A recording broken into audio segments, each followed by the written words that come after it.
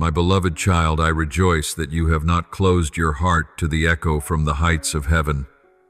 These lines come to you not to frighten or to coddle, but to rouse the part of your soul that has fallen asleep amid haste. At times, the breeze of grace is so gentle that people mistake it for a mirage, while the world's summons thunders like storm, sending you rushing after it without first asking, "Whose voice am I hearing?" There are promises dressed in sacred robes that conceal a human thirst for power. People call them miracles, but in truth they are tickets that try to shorten the road of faith, turning God into a tool for gain. And when a promise hardens into sorcery, trust quietly becomes a negotiation. No longer surrender, my child. I see you like so many souls standing at the crossroads of competing proclamations. On one side are bewitching signs that promise wealth, renown, and instant luck. On the other is the quiet invitation of the gospel, unhurried yet true and firm. Human hearts tilt easily toward noise because silence requires courage. Yet in the stillness of the word you discover where true miracle lies, not in a purse filled to bursting, but in a soul made whole. The miracles you see online in groups praying to win the lottery and 3-day prayers that change your life are little different from charms wearing the garment of faith. They make you imagine that God is a switch. Flip it on, and you prosper. Flip it off, and you suffer lack. But faith is not a tool for getting what you want. It is the key that opens what God desires in you. When you treat Him as a sponsor instead of as Father, you unwittingly barter your soul for hollow promises. It is time to wake and see. The gospel is not a contract of exchange, but a summons into the journey of holiness. True grace needs no glittering effects. It reveals itself as interior peace and steadfast fidelity in hardship. When promises turn into magic, faith is manipulated and the soul loses its way. I want you to return to a mature faith, where God is no longer an instrument for profit but the end of every human longing. The gospel has never been an express ticket to affluence. It is the road that leads you to the cross, where real love proves itself by sacrifice, not by sorcery. The slogans "Ask and you'll get, believe, and you'll win" lure the soul into thinking that God exists to service its wishes. But the miracles of Scripture are ordered to salvation, always bound to conversion and mercy. Whenever someone claims God's name to peddle quick hope, stop and ask, from what spring does this flow? Does its aim draw me nearer to Him? For sometimes what is given is not a reward, but a test to reveal to whom your faith belongs.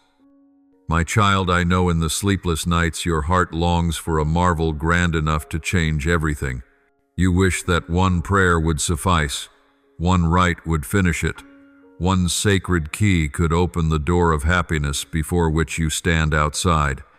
Yet just then my voice whispers through the tumult, there is no shortcut gospel. The gospel is not a letter promising prosperity. It is a mirror inviting you to look within at greed, at fear, and at desires warped by impatience. The world trains you to chase the swift. I teach you to abide in what endures. True miracle never needs to be marketed for. When you believe without seeing, you have already touched the miraculous. I recall Elisha and Naaman, the mighty commander, stricken with leprosy, 2 Kings 5:1-14. He came to the prophet seeking healing, expecting some grand ceremony, a dramatic act worthy of his rank. But the prophet told him simply to bathe 7 times in the Jordan. Naaman flared with anger. He wanted the miracle to look splendid, unmistakably divine. Only when he stooped and did the simple thing was, he made clean. You see, grace hides not in thunder, but in humility. How often you too are like Naaman, longing for me to act with spectacle, forgetting that I am quietly cleansing you through small tasks, hidden choices and failures that seem useless. People today, like Naaman, then crave the spectacular. They favor sacred wonders packaged in striking images, ardent slogans, and proofs that sound true. They knock at my door not to hear the word, but to bargain. They invoke my name not to become like me, but to obtain what they desire. I have seen you swept along that current into 3-day formulas to change your fate, holy techniques, angel numbers, hawked as a trading system with heaven, yet the gospel teaches not exchange but transformation. A results-driven faith soon grows weary. A waiting faith blossoms in patience. I know you are tired. When prayer seems unanswered, you think I am silent. When no miracle appears, you think I forget. But child, my delay is not abandonment. It is the pause wherein your heart is refined, so that what you ask is illumined by what you truly need. If I gave you everything you wanted, you would never learn what I want you to become. True faith is not born in surplus, but in scarcity. Lack compels you to seek the real spring, no longer living on the mirage of instant miracles. When you learn to live well even without visible results, you have begun to understand the kingdom. Remember, the gospel is not a promise of dividends, but a call onto the way of the cross. Every true miracle points to salvation, not to purse or prestige. When I multiplied the loaves, it was not merely to fill stomachs, but to reveal that I, myself, am the bread of life. When I healed, it was not to make anyone famous, but to draw them back to give glory to God. Yet people now have distorted these wonders into recipes for wealth control and magic. Thus many think they believe, while in truth they are only testing me. Do not test me with your calculations. Let me test your heart with my faithfulness. I want you to stop seeking a God who performs on demand and return to the God who walks with you.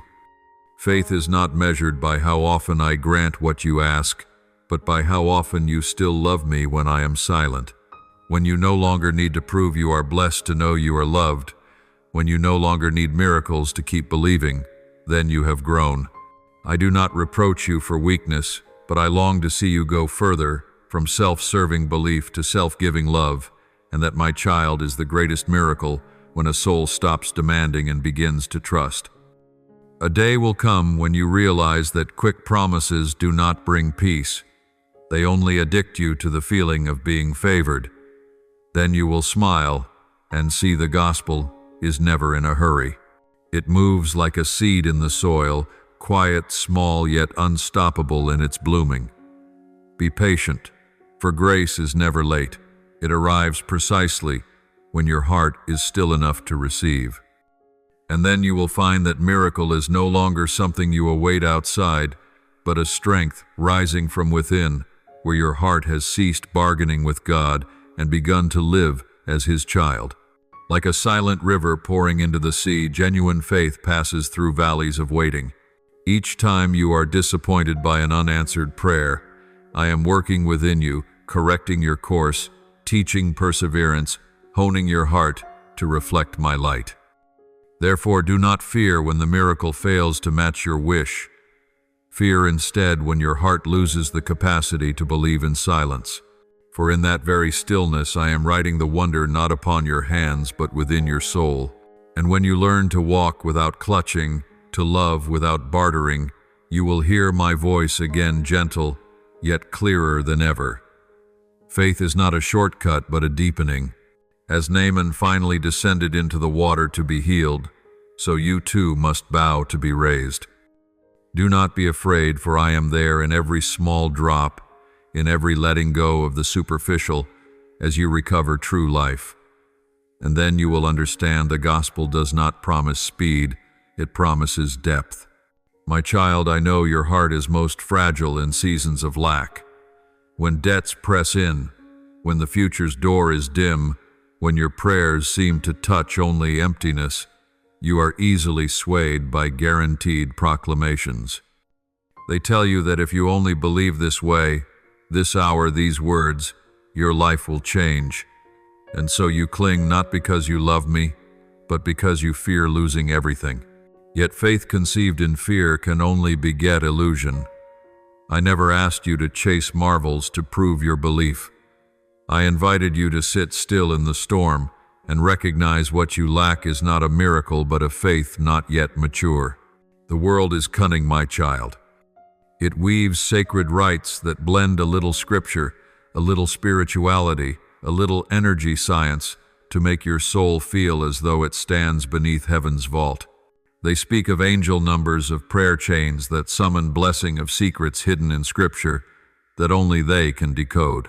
Such words are sweet as honey, easy to drink for a soul thirsty for faith, yet counterfeit honey cannot nourish. It only makes the soul thirstier. When you begin to believe you can control me with formulas, you are no longer praying, you are performing magic. Then faith ceases to be a relationship of father and child and becomes a cold negotiation. I do not blame you, for you were born into a world of noise. Day after day, hour upon hour, thousands of promises pound upon the mind. Do this and you'll be rich. Pray that way and you'll be at peace. Press this button and life will change. Modern hearts are so used to speed that they forget grace keeps its own rhythm, slow, deep, demanding perseverance. Scarcity, fear, and pressure push you to grasp at anything that promises quick results. You fear waiting, losing, missing out. Yet real faith is not born in guarantees, but in the risk of surrender. When you accept that no formula can compel me to act, you finally begin to trust that I am acting. Remember Israel in the wilderness, X 32. When Moses went up Sinai to meet me, they waited, and he did not return. They were afraid, impatient, and said to one another, "Let us cast a golden calf to lead us." Do you see? Even a people freed from Egypt by wonders could turn to false gods simply because they could not bear delay. So it is with you today. When prayer seems unanswered, you are tempted to mold your own golden calf named Instant Miracle to fill the vacancy of faith. But every golden calf is a counterfeit god dressed in piety, letting you imagine you still believe while your soul has already wandered far from me. I understand you want reassurance. You want to see results so you can rest, knowing I truly hear you. But faith is not about how quickly I answer. It is about how long you remain patient when I have not answered yet. When you run to prayer formulas to change your luck, you are seeking control, and control is the opposite of surrender. The more you try to grasp, the more you lose. The more you chase after miracles, the more you forget the true wonder that I am here in the ordinary days, in the sweat you shed, in the small tasks you do. My miracles are not noisy. They endure like your heartbeat. Just be still, and you will hear. Let me say this gently. When you stop trusting my slow way, you will more easily trust anyone who promises to bring me to you faster. Counterfeits of faith don't need real miracles. They only need to awaken your fears. Fear of poverty, fear of failure, fear of being forgotten, and then they attach the label blessing to those fears. But true blessing never exploits fear. It heals it. If a teaching leaves you more anxious, more dependent, more hurried, know that it is not from me. I do not coerce you into belief by pressure. I invite you into faith through freedom. My child, true faith is a slow journey, slow so it can be deep. When you stop being dazzled by quick wonders, you will begin to see the marvelous in what is old and familiar. You will find me in the tear of forgiveness, in the meal you prepare with gratitude, in the moment you choose honesty, though it costs you. That is the miracle the kingdom proclaims, not one that makes you instantly rich, but one that enriches you forever with peace. And as you practice living more slowly, you will hear me whisper, faith doesn't need haste, it needs truthfulness. Amid the whirlwind of a world full of promises, I long for you to pause like a pilgrim who stops at a well. Do not let the allure of sacred-sounding claims make you forget my true word. Let your heart grow still so you can discern which voice is mine and which is the echo of your fears. Only when your soul is quiet will you have light to discern and strength not to be swept along by the crowd. Instant wonders may excite you, but only a mature faith will grant you lasting peace.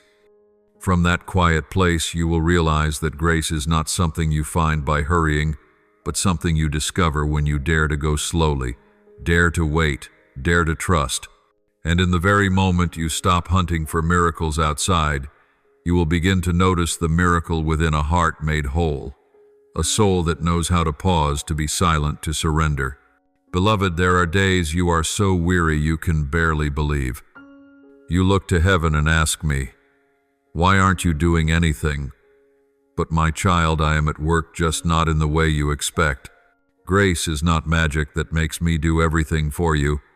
It is the strength that helps you rise and keep going. If I lifted every burden away, your soul would be as weak as a child who never learns to walk. When I let you shoulder the load with me, that is when you grow strong and mature in faith. I do not seek those who only pray to get, but those who dare to cooperate, who dare to sow, dare to endure the dry seasons, and dare to wait for the flowers. Faith does not grow on easy promises, but along the road of trials. Look to Mary, your mother. When the angel brought the message, she did not understand. Everything did not know what would come. Yet she still said, "Be it done."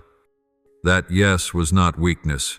It was the voice of mature faith, trusting before seeing, trusting through pain, trusting in the fog. You too are called to this, not only to believe when I give, but also to believe when I ask. True faith does not stop at the lips. It becomes action, your way of living, working, loving, and enduring. When you bind faith to life, you allow me to continue writing the gospel with your very days.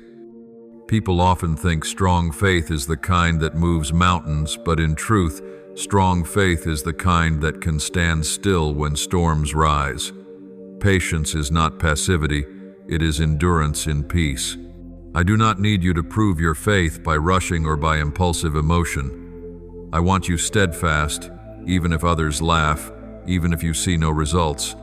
Every seed of grace lies hidden in dark soil before it breaks into the light. So do not fear when you are in the dark earth, that is where faith is sown. When you are patient, you let me work through time. When you obey, you let me shape your heart to my will. And when you labor with me, you become a companion to my very plan of salvation. I remember Peter, hot-tempered, self-assured, impulsive.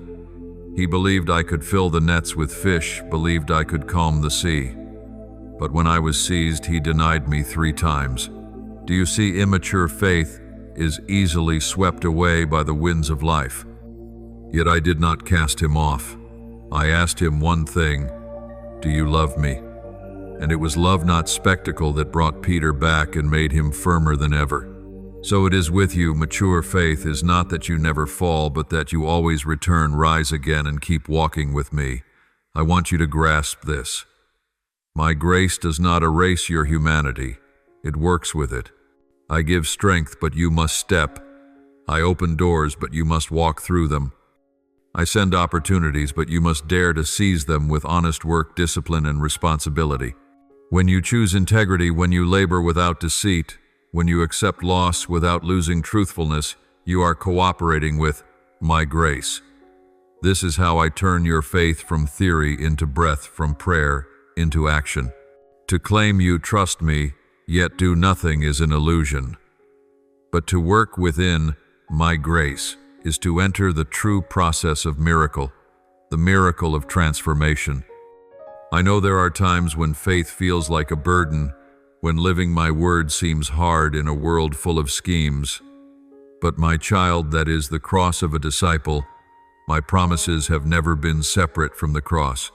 Every blessing passes along the narrow road where you must lay aside ambition, adjust yourself, and dare to live rightly.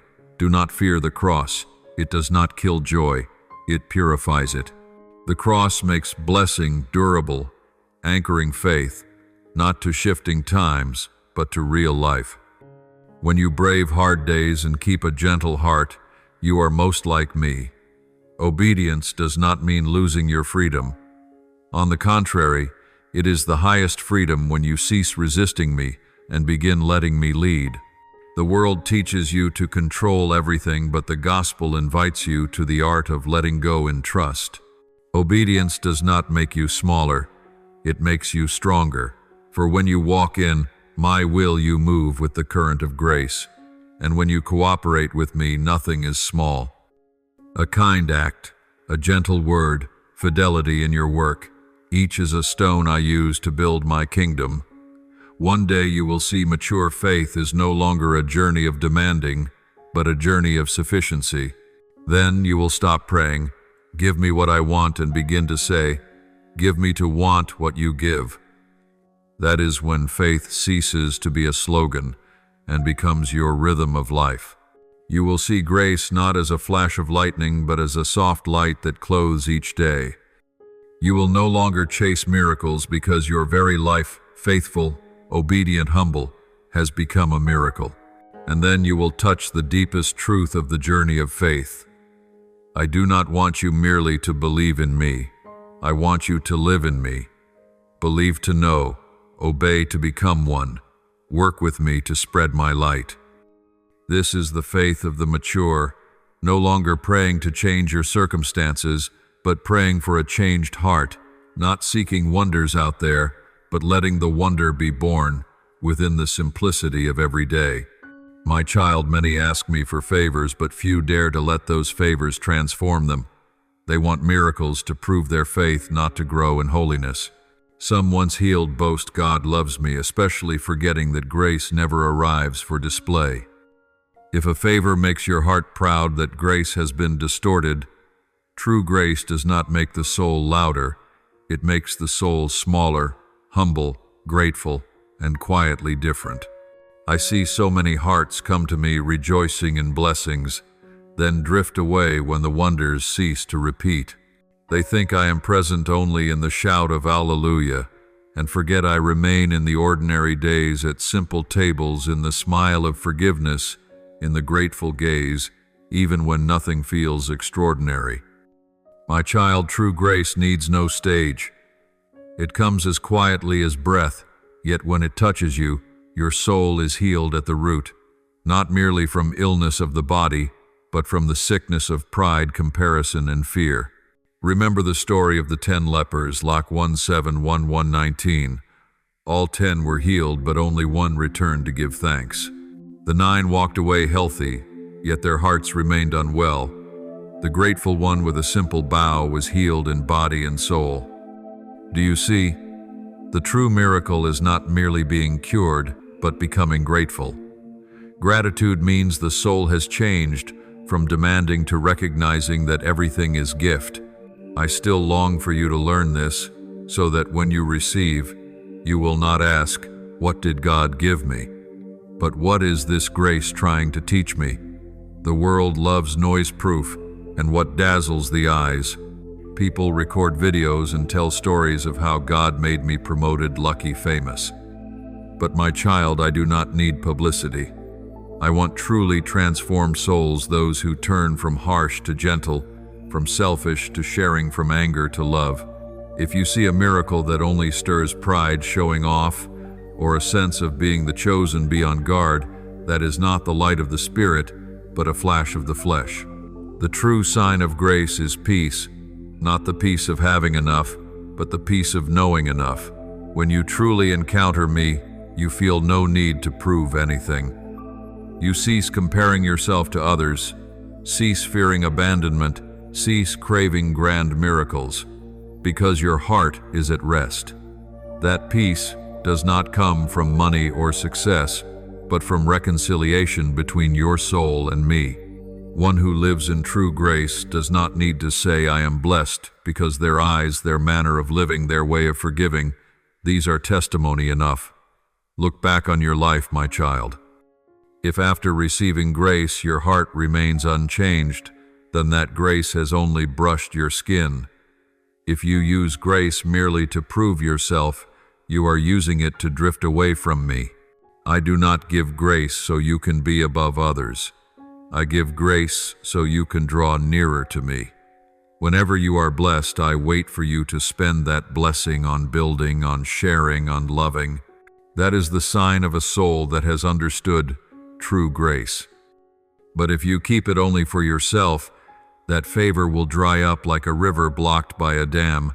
I do not deny the joy when you receive a blessing, yet I want you to see deeper, true grace is grace that bears fruit. Its fruit is gentleness, faithfulness, self-control, charity, forgiveness. When the Holy Spirit dwells in you, He does not make you stand out above others. He makes you resemble me, more meek, compassionate, able to bend low. Therefore, do not seek grace in dazzling lights. Seek it where your heart gains a greater capacity to love, more courage, to live truthfully, and a deeper peace in quiet. Some think they have grace because strange things happen, voices heard, signs, seen omens, dreamed. But child faith does not live on illusions, it lives on fruit. If a sign makes you holier and more loving, it is a mark from me. But if it breeds self-satisfaction, distances you from your brothers and sisters, and makes you disdain the church, then it is not grace, but a snare. Always return to the Word, to the sacraments, to prayer, for there true grace is kept and grows. And when you let grace work within you, you will recognize this. The greatest miracle is not seeing light fall from the heavens, but seeing light arise within. When your soul is at rest, when you can smile amid hardship, when you are grateful simply to be alive each day, then grace is blooming. That is the sign of the Holy Spirit, of genuine favor. No one needs to know, there is no need to display it, yet heaven rejoices over a soul truly healed. Beloved child, true grace always leaves a wound, not to hurt, but to remind. That wound is where I touch you, where you learn to love more deeply. All who have been touched by my grace bear that mark, not on the flesh but in the heart, softened, gentler, more compassionate. When you go forth and spread that peace, you are not merely carrying grace, you are becoming grace for others, and that, my child, is the ultimate purpose of every miracle. My dear one, after the initial dazzle of instant miracles, I want you to pause, take a deep breath, and listen to your heart. Homecoming does not begin with thunderclaps or portents, but with a very small moment when you realize you have gone too far. No one returns in a single night. People return step by step. Discernment is the lamp that lights your path, and perseverance the feet that keep you from losing your way. I do not promise a smooth road, but I promise this: if you keep walking, I will walk with you. Discernment is not a talent, it is a grace tempered in silence. It does not come from cleverness, but from fidelity. Remember, not every voice is my voice. Not every wonder is a blessing. Some lights only dazzle the eyes without warming the heart. Therefore, you must learn to see with the eyes of the Word. Return to Scripture, to the Church's teaching, to spiritual direction, and wise companions. When you set your life within the frame of the Word, you will gradually see what is true and what is only shadow. The Word itself will teach you this. True grace is always humble, true peace is never loud, and true love needs no proof. I know you live in an age of haste, where even faith wants to be upgraded by quick formulas. People call it modern faith, but in truth it is a weary faith, impatient with God's delays. So resist that whirlwind with steadfastness. Do not let leaks, secret rites, new prophecies unsteady you. Each day, if you are faithful in prayer, honest in your work, just in your dealings, and loving toward the weak, you are already living in the realm of miracle. For the true miracle does not come from what you see, but from the person you are slowly becoming. Teach yourself the habit of stopping. Whenever you hear a sacred message, whenever you see a strange sign, do not rush to believe or to share. Step back and ask, does this word draw me closer to God? Does it make me love people more? Does it sow peace in my heart, or does it only inflame fear and curiosity? Anything that does not bear the fruit of peace does not come from me. My spirit always brings a gentle light without compulsion, panic, or threat. When you learn to discern, you will no longer fear outward signs because you will possess the true light within. There will be days when you feel you have not moved an inch when you pray and remain empty, when you read the Word and feel dry. Do not lose heart. Faith is not a feeling, it is fidelity. Just as a seed must lie still in the earth before it sprouts, Your soul needs seasons of stillness to root itself more deeply in my grace. You need only remain. Remain in prayer, in labor, in love, and grace will do the rest. Perseverance does not wear you down. It makes you steadfast. Do not forget I once said, "The one who perseveres to the end will be saved." Mount 2413. Remember too, no one returns alone. Stay joined to the community, to the sacraments, to companions in the faith. When you are weak, they will lift you up. When you stray, they will set you right. Faith is not born in isolation, but in communion. Let the church be your compass, for I am there in the Word, in the Eucharist, in every soul that truly loves. Living in community, you will learn what the world does not teach, that the greatest miracle is many people walking the narrow way together, leaving no one behind. I know you are weary of the spirals of life-changing promises, prayer formulas, and breathless beliefs. Let such things fall from your hands, my child. Return to the simple, a sincere prayer, an honest deed, a grateful heart. Do not look for me in the noise of sacred secrets. Seek me in the stillness within. For there I am waiting not with a reward but with love, not to give you something but to make you into what I have long desired, gentle, faithful, truly loving. One day when you look back, you will see that the road home held no thunderous wonders, only countless small steps, each step a choice, each choice a conversion. Yet that chain of small steps is the greatest journey, for it leads you from believing to receive to believing to live. And when you live like that, you need not wait for miracles anymore, for you yourself have become a miracle, the miracle of faith, refined of a soul that moves slowly, yet never stops toward the light. When promises turn into magic tricks, you find yourself lost amid strange summons, but returning to a mature faith, you will see that light is not merely at the end of the road, it shines from where you stand. For you have stopped trading God for gain, stopped treating Him as a giver of goods, and begun to live as a child at home in the Father's house. And that, my child, is what I have wanted from the beginning. Not that you have a miracle, but that you become one. My dear child, if at this moment your heart suddenly senses the warmth of an unseen hand laid upon your journey, understand that it is not a rare coincidence that will vanish like morning mist, but a quiet covenant long signed in the deep recesses of the calling you bear.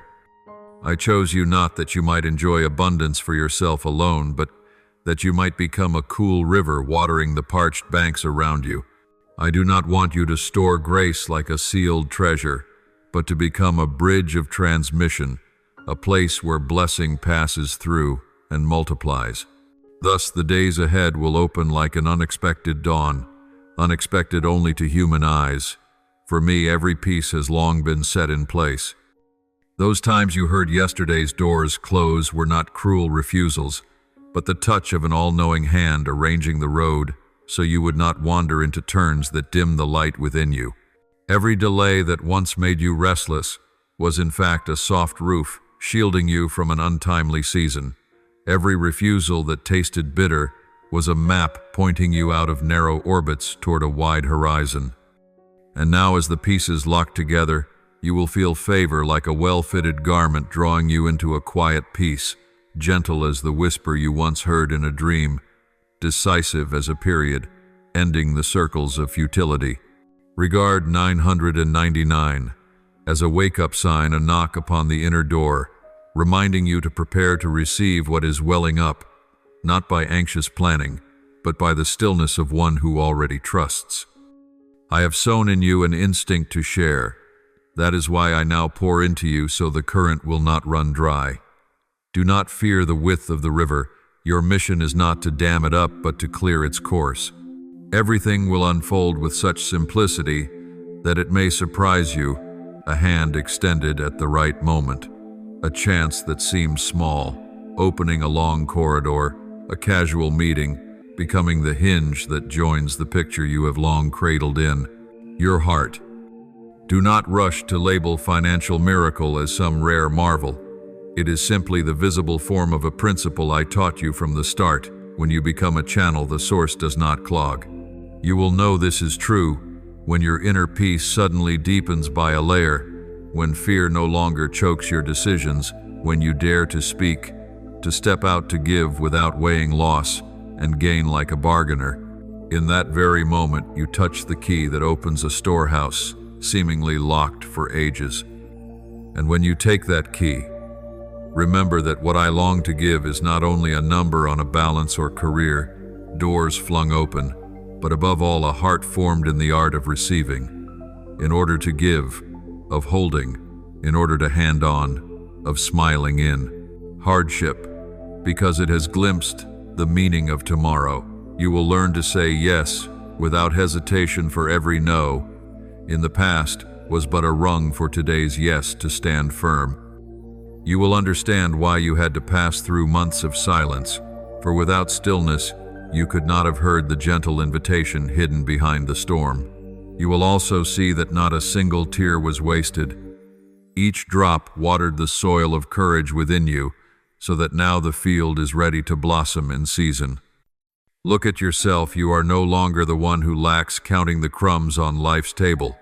You have become the one who breaks a small loaf into many pieces and places them in the trembling hands that wait. In that very act, you will feel the force of blessing. It is not noisy, not showy, but it spreads like a fragrance, lingering in the memory of the one who receives and the one who gives. Blessing never chooses an empty place. It seeks the space where a heart knows how to open. So when you practice welcoming instead of refusing, praising instead of complaining, giving thanks even before anything is clear, you are throwing the doors wide for the source to pour through. And when that current begins to flow, let faith keep the tempo. Do not let haste or doubt slip in like pebbles that block the stream. You do not need to dissect every mystery to be faithful to what is simple. Each morning ask your heart, whom you can lift a little today, whom you can encourage with one more word, what you can share from what is already in your hands, not only in material things, but also in time, in listening and understanding. As you do this, you are planting seeds whose harvest will astonish you. And when the harvest comes, do not store it all away in a private granary. Keep the habit of an open storehouse. You will discover a curious thing. The more the doors are open, the more grain there is. The more you place into another's hands, the lighter your own hands become to receive again. You may fear being misunderstood, used, or judged. Rest easy. I do not call you to be a fool. I call you to be wise and gentle, choosing well where to sow, to whom to give, and when to stop. That wisdom does not come from tricks, but from staying connected to the soft whisper within you, where I teach you to discern. Each time you grow still to ask me, you will see that the hand laid upon your life is also the hand that guides it. Does not point the way by thunder, but by the weightless feeling of peace. When you choose to walk with that peace, the right doors open of themselves, the wrong roads fade on their own. Do not be confused if at times you think you hear only silence. Silence is not absence. It is the blanket keeping the seed warm so it can grow in the dark. Then on the day the tender shoot breaks through, you will see that it was all worth it. Remember, the gift does not only wish to touch your wallet, it wants to heal the way you see yourself and others. I want you free of the thin definitions of yourself that once tied you to numbers, comparisons, and harsh standards, so that you return to being free, a person who can smile even before a single piece of proof sits in your hand. That freedom is the sign that you are in the right place, where trust becomes action, where nobility becomes habit, where generosity becomes the rhythm of your breath. From here, when you meet those on the verge of dropping, their hope be the arm that steadies them. Do not rush to long explanations. Simply be there, look into their eyes, and let them know there is a source ready to flow through you to reach them. You do not need to justify everything with sharp arguments. Sometimes a sincere nod and a small sharing are the most persuasive language. When you live like this, Miracles cease to be a separate chapter and become the very cadence of your life. You will see provision arrive by paths you did not expect, a sudden idea that loosens a knot, a relationship whose role suddenly clarifies a door in your work that opens because you once patiently helped someone without needing a title. Practice recording the traces of these subtle movements so that on bewildering days you have a place to look back and know that I have not left you, not for the space of a single breath. And when the sudden happens, the payment arriving early, the proposal landing at the right moment, the long locked door clicking open, do not chalk it up to random luck. Give thanks with the clear, knowing that this is the fruit of a quiet preparation. Those times you chose kindness over bitterness, waiting over haste, evenings of prayer over surrendering to despair. All those choices have created the room for miracles to descend like a kite that only flies when the string is strong and the wind is good. From now on, whenever you hear the inner summons of 999 as a number marking a new page, take it as a gentle reminder to be ready to raise a glass in welcome, but not to become drunk, to open your storehouse, but not to squander, to step forward bravely, but not with pride. You will know the time has come when your heart lies calm like a lake, no longer rippling with anxiety over supply, but beginning to tremble with the joy of contribution. That joy will renew your strength, making you more steadfast for the next challenges, because you have seen they are only bends in the road leading you into a wider space. In that wide place, my word does not crash like storm and thunder. It hums long like a lullaby, singing seeds into bloom, softening hearts, teaching hands to do the work of light. Keep moving. Do not linger too long at the margins. You are no longer a spectator watching miracles elsewhere. You are the central character in the story now being written. And this story, when retold, will raise others up, kindle trust in their eyes, and help them recognize that the hand upon their lives is as warm as the hand upon yours. Then blessing will not merely remain, it will multiply. Peace will not be a passing feeling, it will become the climate wherever you are, and my voice will not merely ring like a voice, it will become the score beneath your every step. Go now with a heart made ready, prepared to receive, prepared to give, prepared to smile at the new, and also to let go of the old. For when you walk like this, you no longer fear lack, and as fear thins out, you will see freedom arrive, grace arrive, opportunity arrive, and the very people you are meant to meet will arrive as well. I am here, my hand unwithdrawn. The current has begun, and you need only open your heart to let it pass through. As you do, the world around you will notice something. Favor is not the tale of a single person, but a chorus sung by hearts that know how to give and how to receive. You are a note in that chorus, and now it is your turn to sing. One more time, listen closely. Favor is moving toward you like a tide. No one can stop, and what I want first is that you stop condemning yourself. You are not too late, not too broken to mend, not flung off course. You are standing exactly where I marked for you long ago, at the crossing of time and good intention. If recent days have seemed longer than the dark, if silent nights have made your heart tremble like a dry twig in the wind, that is not proof you were abandoned. It is the enemy's last push, striving to drain your hope, so you let go just before the finish line.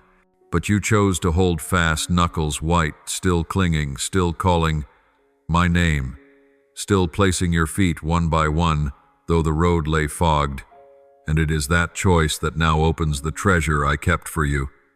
I do not stop at filling your hands with things that can be spent. I give you what governs how you use them.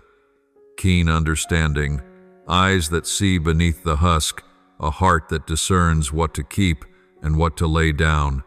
Nor do I only close the wounds that have hurt you. I breathe into you, a peace like an underground stream, running through drought, unaffected by circumstance, uncracked by bad news. A peace that lets you sleep while the storm is still beating. on the door. The restoration I intend does not end with returning what you thought was lost. I transform it into joy, a gladness, swelling like a field of ripened grain, so that each dawn your heart sings again, not because everything is perfect, but because you know you are upheld by the one who never changes. Let me speak plainly. The tears once shed in secret will become the drumbeat of a new dance. Pages of mourning will turn into celebration cards. Your house, brick or board, rests beneath the shelter of my hand. Your family, one by one, will be wrapped in a mercy stronger than inherited fractures. The years ahead with their climbs and their reigns lie secure in the palm of my hand, where every harmful scheme is stripped of power the moment it flickers in the dark. Do not fear the whispers that threaten, for I have set invisible guards around the place where you rest at night. Evil cannot come as near as it imagines, for the boundary I have drawn is one no one can erase. On your brow is the sign that you are mine. My blood is not an abstraction but a living hedge, reminding every power that you are not alone. My spirit breathes a long breath into your lungs, adds strength to weary knees, rekindles dreams that seem to have gone out. My voice, not noise, lifts you to your feet, straightens the spine of your ideals, gives you words to speak to yourself when weariness presses across your chest. And my love, the love that does not fail, does not change its mind, midway, does not withdraw its promise, remains even when your trembling hand spills the cup of hope. I do not count your stumbles to price your worth. I watch the direction you turn to decide your future. Therefore, right now, turn the certainty within into a concrete gesture, not so I will know, for I knew from the start, but so that you will see yourself moving a small act, like tapping a beloved icon, typing a word of thanks, lifting your eyes. From the screen to draw a long breath, all are signs of faith at work. Heaven records not the posture but the heart behind it. When you are ready to hear and do, I open a door no one can shut. And I do not mean for you to live a life of scraping by hiding or counting days. I want to see you blossom, expand, and grow until even you are surprised. I am not inviting you to push through for a moment and then shrink back like the shy plant. I set you on an upward road where each old ceiling breaks so you can enter a greater open sky. I do not merely pay a financial shortfall so you can catch your breath. I free you from the invisible nooses, the fear of rejection, the voice of inferiority, the poisonous verdicts that once clung like webs, the loops of failure disguised as habit. I snap the old chains and teach you to walk with unbound wrists. You ask why now? Because this is the hour I appointed long ago. You thought the wait was because I was slow. In truth, I was ripening the environment around you, resetting pieces your eyes could not see, so that when blessing arrives, it will not tumble to the ground. Like a builder, I do not set the roof before the walls are strong, nor hang the door before the foundation has cured. The delay that felt senseless was the time for your roots to drive deep, for you to learn to trust without daily proofs, for you to grasp the worth of what is about to be placed in your hands and not burn it like a bundle of straw. Remember, the enemy does not attack empty fields. It besieges only the houses where lights are on. The fiercest temptation often arrives just before dawn because it knows that once the sun rises, its game is exposed. You have passed through that narrow place, and so I welcome you into a new page. I will teach you to use wisdom as your compass. Learn to say no to what glitters but is hollow. Learn to say yes to steps that are small but steady. Choose companions, not for their noise but for their fidelity. Ask the right question at the right time. Steward what you hold so it yields instead of leaking away. You will witness a strange thing. The more grateful you are for little, the more abundant you feel. The more quietly you give, the less you lack. The straighter you stand in the truth, the lighter your shoulders become. I will also make peace in you, the very air your household breathes, no one tiptoeing, for fear of explosions, no one falling asleep with a clenched heart. This peace is not a counterfeit quiet. It is the power to face things, the capacity to converse without being swept under, the strength to withdraw when needed and advance when it is right. It will keep your mouth from bitter words, your hands from reckless deeds, your feet from shortcut roads laced with traps. That peace is like an anchor holding a boat when the sea heaves, and also like the sail that carries it when the wind arrives. The joy I give you is not the kind that depends on a fortunate appointment. It is a spring that bubbles from a deep aquifer, able to run with tears and not be quenched. You will laugh even before you see the answer because you are sure of the one who holds it. You will sing not to drown out inner noise, but because your heart has recovered its true voice. Those who used to name you by old scars will have to learn to call you by what is new. The places that were once strongholds of shame will become altars of gratitude. The old photographs that made you sigh will turn into stories of how grace followed you. You ask in my family the ones I love, but cannot replace. Be at ease. I do not call only your name, I call theirs. My mercy reaches beyond the boundaries you set. The prayers you whispered in the kitchen, in the car, on the stairs, I have stored them. Not a drop fell into a void. The timing to refresh their hearts is not in your hands, but in good hands, hands that are steady and gentle. Keep loving, keep speaking truth with softness, keep believing that what is impossible today can become the most natural thing tomorrow. Your future, do not build it with bricks of fear. Let me be the architect. I will draw you a straight road, without blind corners, clear turnings, signposts, written in letters you can read, even at night. When you are uncertain, choose what is right over what is easy. When you are weary, pause beside my well. When you take a step forward, resist pride and bow in praise. I will send people into your life as answers to old prayers, and I will gently close the doors you clung to but no longer need, so your hands are free for the new. Do not think faith is a cloudless feeling. Faith is stepping onto water while the wind still howls. It is the quiet nod in a closed room with no applause. It is a small tap on the icon of gratitude, the hurried but honest line that reads, I believe. Heaven records such things, for they reveal the way the heart turns homeward. And when faith moves, miracles set out, not flashy magic that soon runs dry, but durable change. The door that opens at the appointed time, the unexpected appointment, the idea that drops like lightning, the relationship mended, the addiction. Falling to pieces, sleep returning. You will find that you have not merely escaped death. You will live a life in bloom. You will not merely scrape by like a winded swimmer. You will stand firm on new ground, eyes bright, back straight. You will not merely count bills. You will learn to use them for a larger purpose, to turn resources into freedom, to pay off the invisible liens that once shackled your steps. You will rest without guilt, work without burning out, love without fear of being used, give without feeling diminished. And when the winds of doubt return, remember what I say today. You are not late, not broken, not lost. You are placed rightly in the right hour. A new chapter has opened. The old lines do not define you. The new script bears my signature. I am at the top of the page, beneath every line, and in the closing word. Along the long road, if your steps slow, call my name. I am not far. I am very near. So near that when you exhale, you can hear the heartbeat of heaven's peace. Walk on, not loud, not showy, but steadfast. Regard the small signs as great seeds.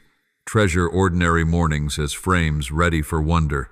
Keep your heart soft, your eyes open, your hands clean. Yours is to obey.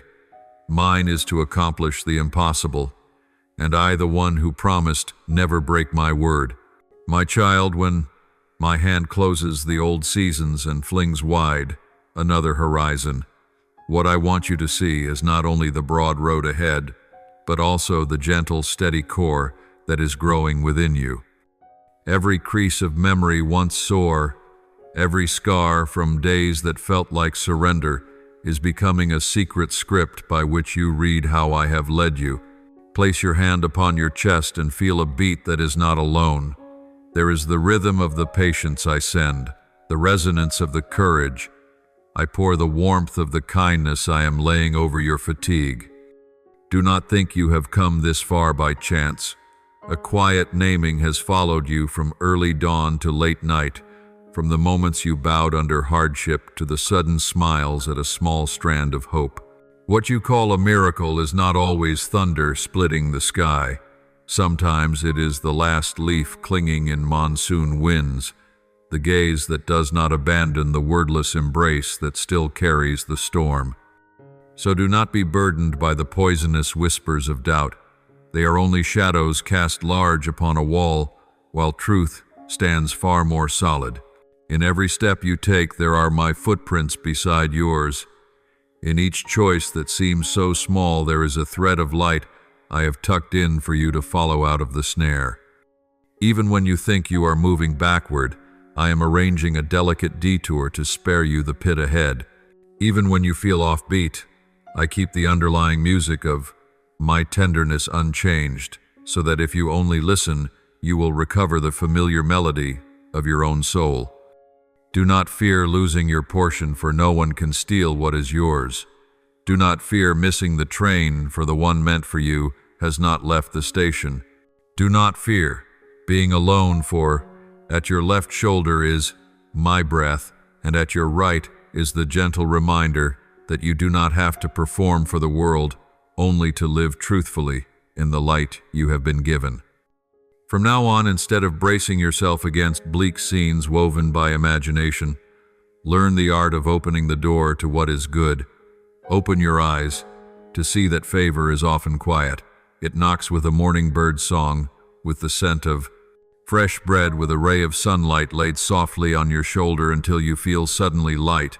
Open your ears to the encouragements you tend to overlook, even from a stranger's smile on the sidewalk. Open your heart to receive opportunities that fit you. Even when they arrive in simple shapes, a surprise call, an invitation to collaborate, a message that seems trivial, yet leads you to an unexpected door. Remember, I do not promise to scatter gold on every path, but I promise to warm your feet and show you the sharp stones beneath your heel. I do not clear every fog from the valley, but I teach you to read the compass and hear the stream that points the way. I do not erase every challenge, but I set beside you a rare endurance, so that when you are spent, a reserve flame still burns within. The healing you long for is not only for the body. It slips into the forgotten rooms of memory, touches the fragments you dread to touch, and fits them into a shining mosaic you never thought you deserved. Sometimes healing is learning to say enough now to self-reproach, to forgive the figures who unwittingly wounded you, to hold yourself the way you would hold a child who has just wept and wants 5 more minutes of sleep. And the peace I promise is not the absolute stillness of a glassy lake. Peace is a river that knows how to pass through rock, to curve with the bend, to sound a clear note like crystal, even when the cliffs stand sheer. You will learn the secret of lifting your head in a crowded day, breathing deep at rush hour, smiling at a small mistake instead of building it into a mountain. You will find your heart wide enough to hold a rainy day and a sunny one without being swept away by either. Then you will see that what you thought were prizes reserved for after perfection, in fact, arrive faithfully in the middle of a smudged journey. Grace does not wait for a perfect score to knock. Opportunity does not wait for your trembling to vanish to invite you. Peace does not wait for the storm to end to sit by your eaves. They already stand on today's threshold, waiting only for you to open your hands, trust a little more, take half a step, and call them by their true name with gratitude. Let me tell you how fear's whispers love to frighten.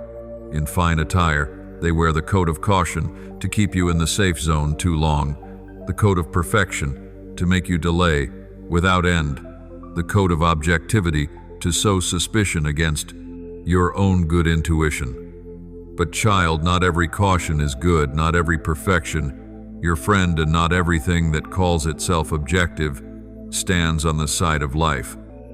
You already carry a sincere compass within it, trembles lightly whenever you are about to nod at what is unfit. It cools your brow whenever you step upon the path of integrity. When you feel tangled, simply pause the chase and set 3 simple questions before you. Does this nourish kindness? Does it widen my heart? Does it help me be more honest with the light? If the answer is yes, walk on. If the answer is no, stop. If you are still unsure, ask for clarity, and then wait, as if listening to a piece of music fading into the air. I know you fear missing out, yet what belongs to you will find you by ways you do not expect, like a breeze, finding the right window, like a seed splitting its shell when the rain arrives. I know you fear failure, but failure is not a verdict. It is a stern yet fair teacher who shows you where to reinforce, what to dismantle, and which new lesson to learn. I know you fear being misunderstood, but sometimes to go far you must accept that a few will not walk with you. A few noises cannot be explained. A few gazes cannot be persuaded. What matters is that you do not lose the calm within your heart. For when peace takes root, every outer storm is only a fine dust upon the pane. Wipe it once, and there is light. You may still face dark days, but in the night, eyes trained to find north will recognize the constellations. You may still stumble where you once stumbled, but feet that have learned the rhythm of wakefulness will rise quicker, stand steadier, and be gentler with themselves. I want you to practice a new habit each morning. Instead of rummaging through what's missing, take attendance of what is already here. A deep breath, a cool glass of water, a roof that shields sun and rain, a friend willing to listen whether your story is long or short. Gratitude is not a denial of hardship. On the contrary, it places a lantern in your hand so you can walk the tunnel without stumbling.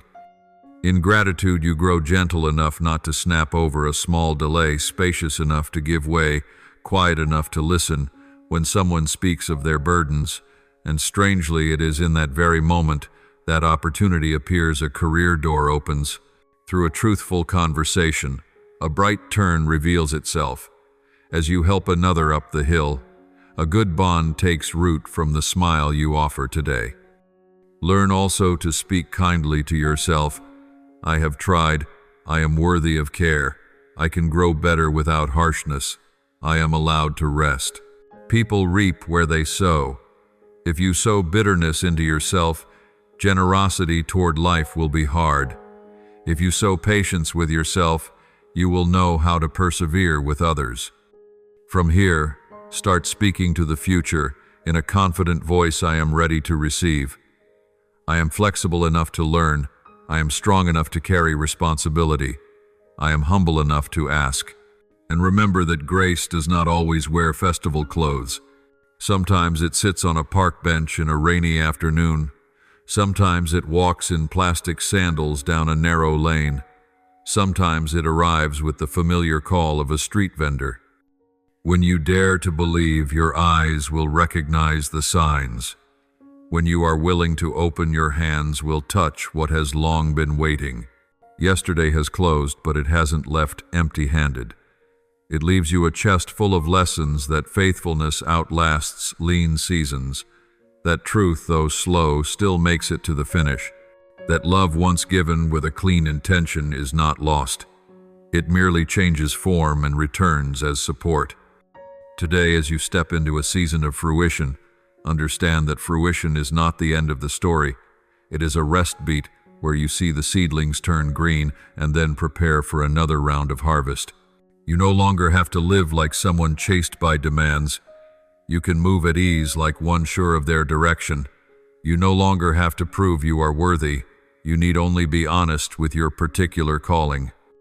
I am here not as a stern guard, but as a companion who knows your every habit, every preference, every hidden fear, and still chooses to place trust in you. For I see in you a song not yet fully sung, a story not yet fully written, a garden that will bloom in its time. So take my hand and walk. Walk past gossip, walk past shame, walk past the old scripts that made you stall. Rewrite the pages once crossed out with a tender pen. Open again the dreams, once dust-covered with the broom of boldness. Rebuild the fallen bridge with bricks of patience and sincerity. From this moment, treat goodness as your natural reflex. Expect the beautiful, choose the right practice, the good kindle the true. And when night falls before you close your eyes, whisper softly, I am kept, I am guided, I am changing for the better. Then you will find that even in sleep, your heart knows the way back to the quiet spring. And tomorrow, on waking, you will have only the simplest thing to do. Take one more step with your hand still in mine, so favor keeps finding you, opportunity keeps calling your name, healing keeps astonishing you, and peace as the evident portion remains in you like a light breath, like the steadfast sky, like a promise that has become and is still becoming true. My child, when you lift your face above the fog of a heavy heart, you will see that even darkness has the tender cadence of early morning, not to frighten you, but to remind you that every weariness has an endpoint and every cliff an arc that leads back to safety. I have placed in your depths a small flame seemingly fragile, yet inextinguishable, and that flame will light your steps when you have not yet found the words. Do not rush to blame yourself for the hollows, for empty hands, for a sigh gone astray at midnight. A person is not a machine, a soul is not a stone. You are a living shoot that knows how to grow from the unfinished, to open from the crack, to raise a roof again from old beams. Let me stand with you on the long slope, so that each time your legs tremble, I can press warmth to your back and nudge you a little farther. If your mind is as noisy as a harbor at high tide, come near me, where the water is still and the breeze carries the scent of freedom. There you will hear your heart again, hear the gentle invitation of tomorrow, hear answers that need not hurry. None of your cries is forgotten, none of your prayers falls into the void. Everything you entrust is kept in the secret room of my heart, like seeds waiting for the rains to break open. There will be times when you try to count your losses as people count waves offshore endlessly, and the more you count, the more desolate it feels. But try counting the doors that opened from the places that seemed to break a friend who called out of the blue, a word of encouragement tucked at day's end, a detour that led you to somewhere lovelier than you had imagined. These gifts are unshowy and do not need bright lights. They whisper like the kitchen lamp at midnight, small, yet enough to keep you from bumping into the table's edge. I know you long for immediate answers, for an obvious miracle, but lasting miracles rarely appear like fireworks. They are unhurried, like water seeping through soil, like a seed stirring beneath a layer of ash. Trust that slow rhythm, for it is slowness itself that heals what haste has wounded in you. When you are tired, do not strain to be strong in the way the world demands. True strength is not never having fallen, but rising with softness, asking for help, leaning into arms wider than your reach. I do not wait for you to be flawless before I draw near.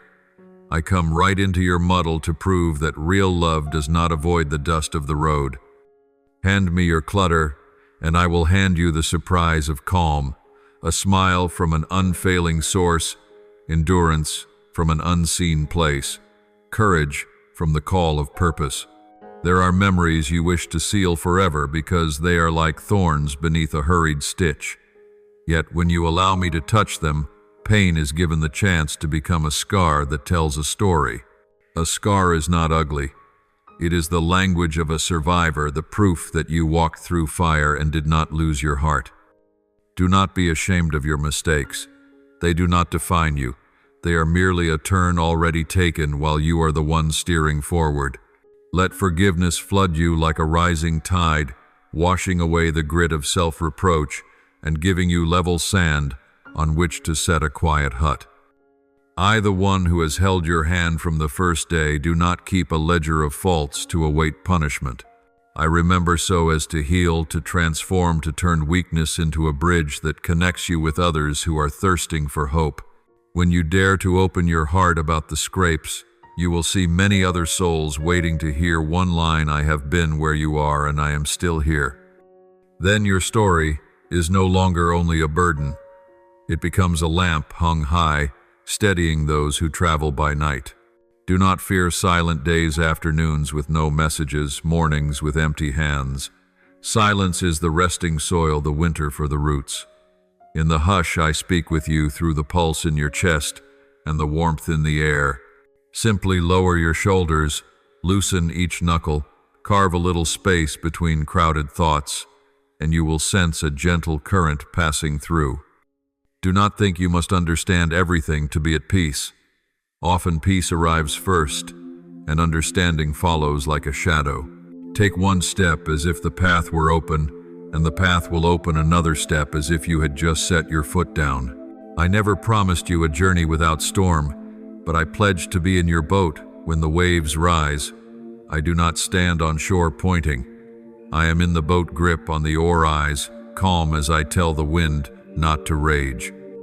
What you need to do is trust that voice, the one that has led you past so many harbors, and trust the skills you learned from the last gale. No storm lasts forever. The sky never holds one color. In the end, the water lies smooth, and in its surface, you will see the face of someone grown smiling at themselves. Each day, practice a small act of hope. Wake and say thank you, even if you are not sure for what. Tidy your bed as though you were inviting dawn into the house. Drink a sip of water more slowly than usual to remember that vitality springs from simple things. Ask your heart 3 questions. What can I give today? What must I release? And what might love teach me more of? These 3 questions are a gentle compass enough to carry you through the long day without losing your way. And each evening write down one glimmer, however tiny, that paid a visit. Do this faithfully, and you will see those glimmers stitch themselves into a milky way so that even thick night struggles to cover it. I want you to know that your mission is not in the street noise, needs no flashing sign. It dwells in how you listen to a hurting person, in how you are patient with the child within, in how you set your hand on your own shoulder and say, "Gently, now I am learning." Work hard, but do not worship success. Dream large, but do not trade your soul for applause. For true glory is the inner stillness of knowing you belong to love, and that love does not depend on today's results. If you hesitate at a new threshold, remember that every door I lead you to has already been oiled. The hinges may creak a bit, but they are not broken. You need only put the weight of your trust into the handle. Permit yourself to try again, even if last time left you disappointed. Disappointment is like night mist. The sun will dry it by morning. You may adjust your route, change your pace, even stop along the way to breathe deep. I do not urge you to outrun anyone. I simply invite you to move at the cadence of your soul. On the road, do not forget to sow good seed. A timely apology, a grateful glance, a courteous act for a stranger. Those seeds will grow into shade when you need shelter from the rain. I have already stored good things in the warehouse of tomorrow. Keep walking, do not grumble over empty arms now, for at the turn I will place gifts in them. I know when you need them, and I am not late. And now forgive those who hurt you, not because they deserve it, but because you deserve to be free. Anger is a heavy backpack on your shoulders while you face a long climb. I do not wish to see you exhausted halfway for clutching it so tightly. Set it down gently, like placing a stone by the roadside, and stride on. You will find the air clearer and your view wider. Do not forget either to forgive yourself for your frail days. The strong are not those who never trip, but those who can look a mistake in the eye and smile. Thank you for teaching me humility. When you do this, the past is no longer a chain of ropes, but a stair that steadies you up to a higher place, where the wind carries the scent of forbearance. From there you will see others struggling below. You will wave lower a rope and say, "Come up, there is more light here." I want you to become someone who shares the light you have received, for light grows more radiant the more it is given away. Remember this, the love I pour into you does not rise and fall with your performance or with people's approval. That love is like an underground spring. No matter how the surface cracks under drought, the source keeps flowing. You need only dig a small well with trust, and the water will surge up. Do not hesitate to call my name anywhere on a crowded bus, in a cramped room, in a noisy afternoon. I do not require splendid places to appear. I choose humble open spaces, because there you can hear a whisper more easily than a cheer. When you call, I answer. When you stray, I seek. When you collapse, I lift. When you are spent, I renew. And each time you come home, you will find the light still on the hearth, still warm, the door never locked. Because from beginning to end, this house is yours, a refuge built from my faithfulness and your steadfast trust. So now in this very moment, let your shoulders drop, open your hands like a freshly plowed field, and say softly, I'm ready. Ready to let go of the old ways to welcome new life. Ready to forgive and be forgiven. Ready to walk on along a road that is not always easy, but always meaningful. I travel with you, not appearing at the finish line to hand out prizes, but walking beside you from the first step, fixing a loosened strap, wiping a falling bead of sweat, and pointing out the beauty along the way that you often miss in your hurry. The day will come when you look back and understand no passage was wasted, no bend was random. Everything has woven a wondrous tapestry, your very life with threads whose colors seem to clash yet blend into a lovely whole. When you see this, you will smile lightly, set your hand upon your chest, hear the steady beat, and know you are in the right place, held by unfading love within arms that do not abandon under a sealed promise. Go on, child of my heart. The sky ahead is not yet wholly clear, but there is enough light for you to see the path, and my heart is wide enough to hold all you do not yet understand. I am here now and forever to carry you through each dawn, to teach you how to live gently in the storm, to show you this happiness is not a prize at the end of a race, but the way you plant each step firmly. Learn to hold my hand and dare to believe that everything needed for today has been provided. And when you close your eyes to listen for the deeper rhythm of your soul, you will notice a warmth seeping in like quiet sunlight, threading through morning leaves, announcing that a new day is standing on the threshold of your life. There, every step that seems small joins the next to form a sure path, leading you toward brightness, where the scars of the years are no longer reasons for shame, but patterns that honor long-hidden perseverance. You will see that each response you offer to the good, even a smile to a stranger, or yielding a crowded seat, becomes a light seed, falling into the fields of the heart, and then by a secret season, they rise green and tender, softening the place. Edges that had hardened with fear, stubbornness, or nameless memories. Just when you feel stripped and alone before the storm, a gentle voice will lift your face and show you an unfailing arm already sheltering you, correcting without humiliating, mending without condemning patient, while you relearn the simple dance of trust. First, listen. Second, surrender. Third, faithfully keep the flame. From there, you begin to recognize a very ordinary miracle. Your heart no longer reels at bad news. You do not shrink into yourself at each whisper of slander. You no longer strain to prove your worth because you know your name is written into a story larger than today's face, larger even than the failures you thought unspeakable. Deep within, you hear a tender reminder that no stretch of road is meaningless and no tear is wasted. For all are gathered like dewdrops on a blade of grass, each reflecting dawn in its own way. Let this truth reweave your relationships. Instead of answering thorns with thorns, you choose words that ease the heat. Instead of feeding an icy silence, You offer a warm question that opens the door to conversation. Instead of rushing to conclusions about another, you allow more time to understand.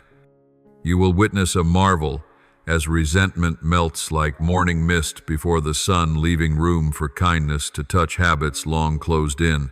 In that open space, you discover a quiet current carrying you beyond your old boundary lines. You learn to pause before reacting, to breathe instead of shouting, to listen for the small rustle of truth amid the loud clutter of assumptions. Gradually, you realize what you once called a frightening limit has become the sturdy wooden frame of your inner home, where you can light the lamp of hope without fear of the wind. That lamp is not lit by solitary effort. It is kindled from a steady light that promised to be with you, to shelter you, to guide you. So when night falls and confusion tries to blanket your senses, sit down, place your hand on your heart, and name the graces that have passed through your life. A pardon, when punishment seemed due, a hand extended at the moment of emptiness, a door opening. When all others seemed closed, one by one, you count them, and you discover you are not as poor as you thought. On the contrary, you carry a hidden treasure no storm can steal, and from that treasure you give freely, not to buy favor, but because you understand the heart grows only when it dares to give. There will be days you stumble over the very habits you thought you had left behind, angered at your own weakness. Lean instead on the ancient promise. Do not punish yourself with silence, but step quickly back into the light. Confess, learn, moor your little boat to a safe harbor, and go on. What matures you is not an unbroken string of flawless days, but the steady rhythm of returning after each misstep. Though people may see only the stumble and judge, the one who loves still sees the seed within your tears, still sees you growing by patient degrees. Therefore, do not let cruel words rule you, and do not let self-contempt rob you of the authority to live beautifully. Remember, the presence that keeps you is greater than any person's hasty verdict, greater than the accusing voice in your head, greater than the cold statistics of failure. Amid a cluttered life, you learn to rest upon a quiet foundation, like a traveler who sits under a tree at noon, sips cool water, listens to the leaves, and knows the way is still true. From that stillness, you begin to see differently.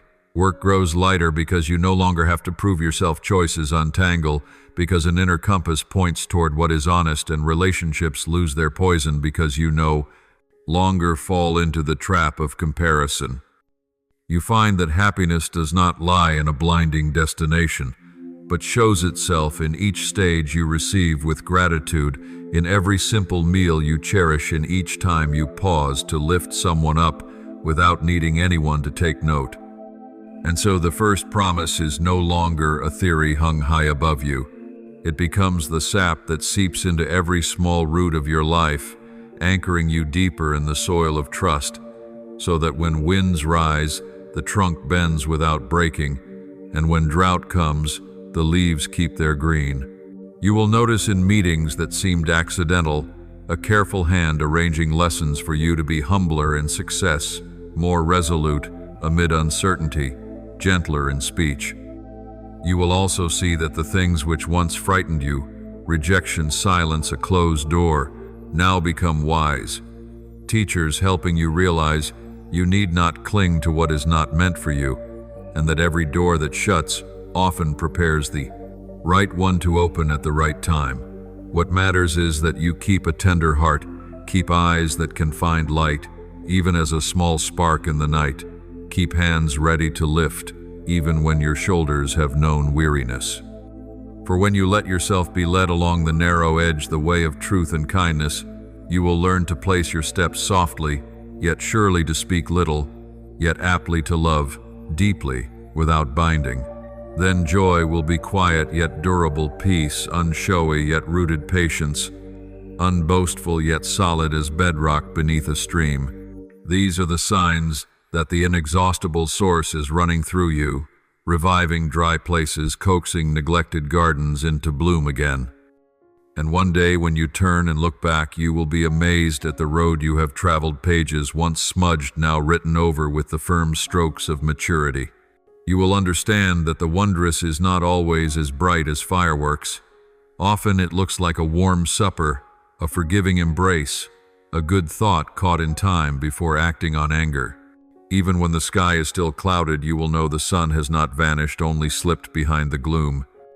You choose to live like a planter in the dry season, still watering, still pulling weeds, still trusting the soil is waiting. Because you trust the assurance laid within you like a cornerstone, that victory is established, not by blaring trumpets, but by the steadfastness of love, love that waits, endures, and transforms what seemed unchangeable. Therefore you move forward, not loud, not showy, but sure. You will tell the story by the way you live, that a gentle wisdom taught you how to pass through tangles, as through a dense forest with clear eyes, a firm grip on the machete of truth, and a canteen full of grace. You will tell it by the way you love, that a quiet power has bridged what was broken, has fitted uneven shards into a lovely mosaic. And more than all, you will tell it by the calm with which you greet each morning, that a promise has become the very air you breathe, freeing you from fear of the dark, because you know light is not a passing guest, but a staying friend, leading you on, steadying you to stand, and turning your life into a gentle testimony to unwavering faithfulness, a witness that needs no display, only a lived life. When you live like this, you belong to the sacred story, not by slogans, but by each softened heartbeat, each warmed gesture, each ordinary day, kneaded into holiness. In the end, even the most commonplace things become doors opening onto mystery, where you know you are loved, kept guided, and entrusted with a single calling to give that quiet love more shape, more voice, and more footsteps within your very life. My dear child, from the deepest well of love I long to plant within you a fresh sprout, a seed that learns to open its own eyes to life, with pupils rinsed clean of doubt, so that from that very place there may rise a garden of plenty where your mind no longer withers, and your heart no longer shuts itself against quiet goodness. I do not stand aloof upon a cloud while you scramble through tangled paths. I walk beside you at times, pensive, at times laughing, silent when needed, and when you are fragile, I gather you up the way one gathers a little, one who has stumbled, yet still wants to look brave. In the moments you feel your footing slip, I place my hand beneath your heel, so you will know there is still ground to stand on. In the days you think hope has burned to ash, I lean down and breathe a warm wind, and as if by wonder, your heart flickers to life, then kindles, then shines. The stillness I give you is not the brittle hush of a dawn lake that a light breeze can ruffle. It is a steadfast abiding, like the bedrock under the river, weathering the storm without wearing away, holding your turmoil and unhurriedly dissolving it. Within that abiding, your breath evens, your eyes widen, and you notice answers. You are always near, yet never touched in the world's clamor. I know the hushed summons you have never spoken aloud. I hear each tremble of your heart when night draws its veil. I read even the questions you hang mid-air without daring to name. Trust this, not a whisper of yours is buried. Not a single tear that falls in solitude fails to be caught by the warmth of my open palm. When you linger long enough to hear the resonance of your own soul, you will find doors that have been there all along swinging wide at once. You will see that not every crack is a terror. Some cracks let the light come in, and through those very fractures you learn the tenderness of living with your own lack. I do not arrive to deny the wounds that once bled across your inner skin. I come to stitch them fast and firm so your fingers can trace and recognize that every scar is the map of a rising, not the evidence of defeat. When you let me draw close, you will hear the quiet murmur of an unfailing source. That strength carries you through the long days when all looks like drought and leads you barefooted across the scorched field without fear of heat. I set in your hands a vessel cool and clear, not for you to clutch and weep into, but to drink from and quench confusion. When your throat turns bitter with the words the world flings carelessly, I pour again, and the sweetness is no crumb of sugar that melts too soon, but the taste of the spring itself, seeping into each weary cell. Then you will see that what you once called impossible was only the fog over your eyes. When the mist lifts, you marvel to find the path that has always been there, simply waiting for your step.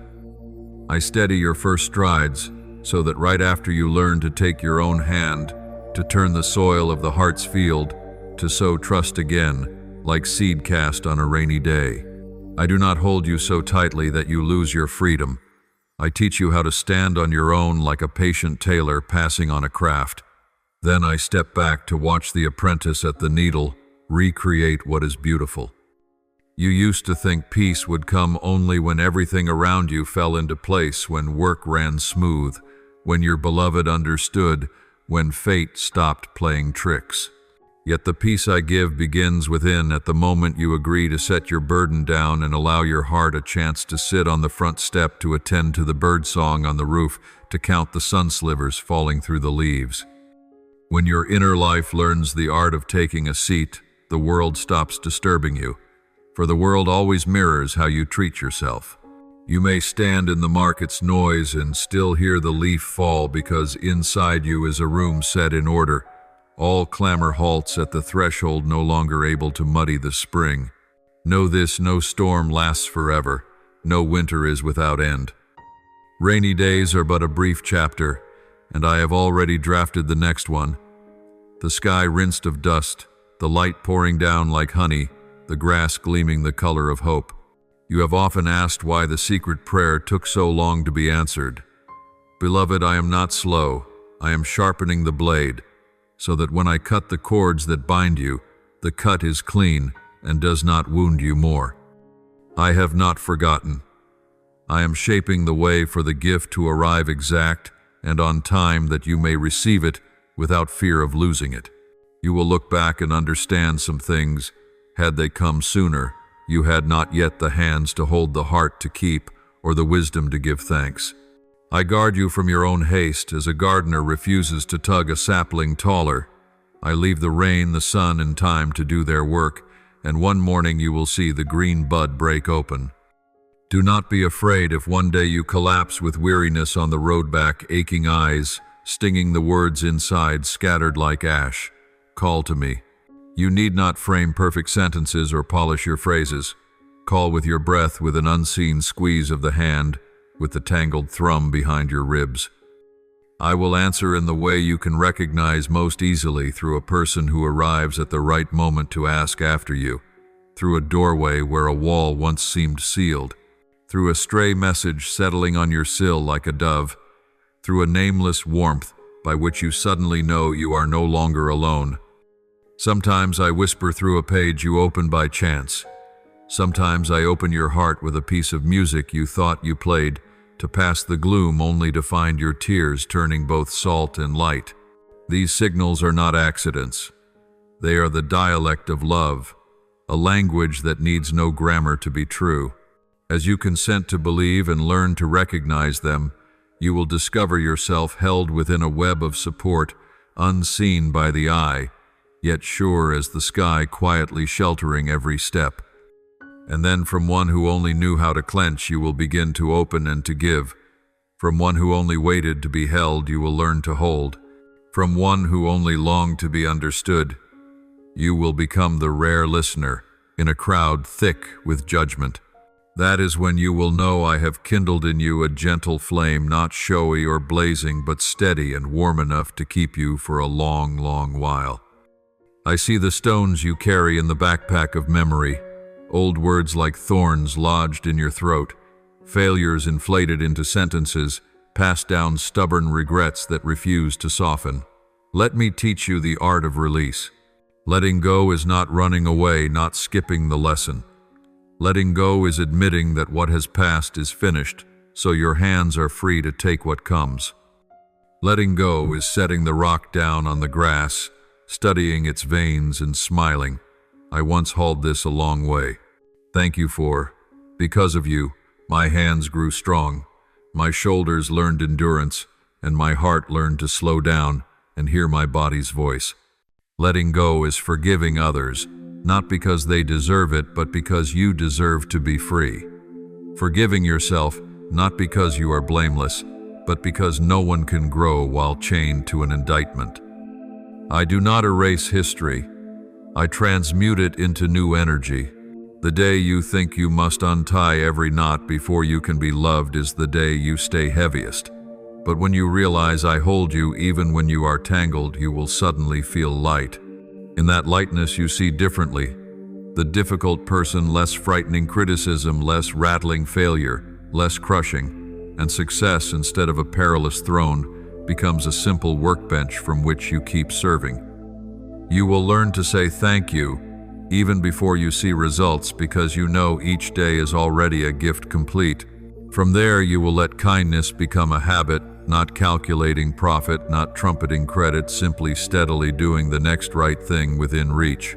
This is how you join me in the work of renewing the world, not with a roar, but with the steadiness of a whisper. Do you remember wishing for another heart? You dreamed of a heart not easily hurt, a heart chilled enough not to ache. In truth, you hold a rare treasure, a heart that can tremble, can grow wet, with tears can break, and be pieced together with finer grace. I do not wish to turn your heart to stone. I wish to teach it how to keep a steady beat under trial, how to keep its tempo when the world is in disorder. Let me tune that instrument so that whenever you touch your fear, the string does not slack but rings into a melody of maturity. Then you will see that even in a whirlwind you can move with rhythm. Even in the dark you can read what is written in invisible ink. I do this not to lift you out of ordinary life, meals, bills, the chores that weary the mind, but so you can carry the quality of stillness into those very things. A simple meal cooked slowly with presence tastes better than 10 dishes rushed onto the table. A timely apology can mend a rift that seemed unbridgeable. One honest word to yourself can turn the course of a life. Try it. Choose one small task today and do it with a new posture. Then watch whether the sun does not seem to rise differently. When you change how you see, barren ground turns fertile, not because the soil changed, but because the seed was sown rightly at the right depth in the right season. Beloved child, I do not promise you a road paved with blossoms. I promise that though the way be gravelly, your feet will learn resilience, and each small stone will teach you something to shorten your stride in order to see closely, to attend to what seemed small but proves vital, to question before you judge, to smile before you sigh. I do not promise every question will be answered at once. I promise you a heart wide enough to hold mystery without unraveling, soft enough to endure without hardening. All the wonders you long for, assurance, healing, courage, joy, are not beyond your reach. They are waiting for your yes. Begin with one simple act instead of controlling trust, instead of clenching open, instead of staring only at the far end. Look at the foot that meets the ground. I am here in each beat, each blink, each breath. When you whisper, I am ready, an inner door will give a small sound like a long, stiff hinge touched with oil, then swing wide. You step through and find a new expanse, abundance not counted in money, harmony, not measured by status, gladness, not dependent on praise or blame. You will smile not because all has turned flawless, but because you know it is time to live, truly, live with bright eyes, open hands, steady feet, and a heart that has tasted the freedom it was made for. Then your once silent prayer, which seemed hopeless, will resound like a full-rounded song that you have never been alone, that you are held by an unwearied love, that everything needed to walk the whole way has already been placed within you, waiting to be named. I am here, still here, and will be here, not to force you, but to remind you how precious you are, how complete, and how ready to set sail now upon a sea that may be wavy, while your soul lies glass calm. Go on, and whenever confusion returns, lay your hand upon your chest to hear what I have engraved. Do not be afraid. From that word you will draw strength, raise hope again, and keep writing the story. We co-author a story in which each day is a gift, each person a marvel, and every wound loved rightly becomes a window opening onto the sky. I wait for you in every gentle glance, every measured step, every moment you remember to smile at yourself, and when you lift your face, you will see I have been looking up already with eyes that do not judge, brimming with a single whisper. Go on, child, for home is right within your heart. When you learn to stand before the wind without letting it carry you away, the first thing you will notice is that your words also carry wings, and those wings will either lift you to a clear country or drop you stumbling among the shards of doubt you yourself have strewn along the road. Therefore, before any sound leaves your mouth, light a lamp within, and let its glow pass through each thought. Then ask, does this word nourish life? Does it open a broad door for another to enter into peace? If the answer is yes, speak it with steady grace, neither showy nor shy. And if uncertainty remains, keep silence for one more breath, for sometimes a gentle quiet is the most powerful message of all. Initiative in speech is not about shouting to drown others out, nor lining up pretty concepts to cover the small trembling fear in your chest. It is the capacity to choose one right word over 1,000 ornate ones, the courage to admit you do not yet know, and to open your heart to learn, the willingness to place the aim of healing before the thrill of winning an argument. As you begin to live this way, you will feel a lightness flood your body, as if someone had deftly unbuckled a suit of armor, too tight to breathe one you had mistaken for your own skin. That lightness does not come from dodging reality, but from standing within it with all its contradictions and still choosing love. That is when you taste the flavor of trust, not blind surrender, but a reaching toward a depth where the guiding hand of the Most High does not coerce, but beckons, where every choice carries the aftertaste of freedom. I do not need you to kneel in shame. I ask only that you remove the chains braided from pride and fear, so we can step together through the gate of change that sits right on the porch of your soul. Cross that threshold and you will see your once narrow field of vision split open like clouds breaking, revealing a sky many times wider, where what you took for endings are only preludes that open a new cycle of birth. Letting go here is not discarding responsibility or drifting through life. It is lifting your hands off the imaginary steering wheel that says you control everything, and taking firm hold instead of the helm of wakefulness, knowing where you stand, knowing what is essential, and knowing when to stop, to listen for the quiet yet steady call rising from the deep. From there, every word you speak will be like seeds laid into good soil, not demanding fruit in haste, but welcoming sun and rain with patience, trusting that time is the loyal friend of those who dare to cultivate with sincerity. You will also discover that true strength is not loud. It lives in the courage to keep walking when misunderstood, in the capacity to stay calm amid rumor and noise, in the resolve to protect what is right without hardening into stone. When resistance rises, as it always does when a soul dares to grow, do not be dismayed. Treat it as headwinds, training the muscles of your inner wings, as tests that teach the heart to tell the voice of truth from the whispering of fear. Every purposeful journey has its antagonists, yet they hold sway over your life only if you grant it.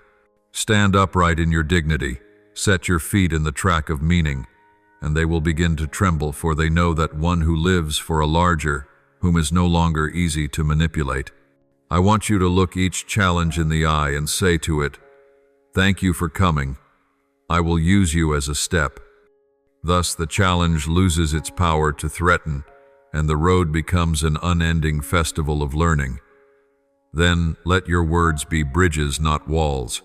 You will be astonished at the conciliating force of a simple, "Let's find a way together," instead of "who's right and who's wrong."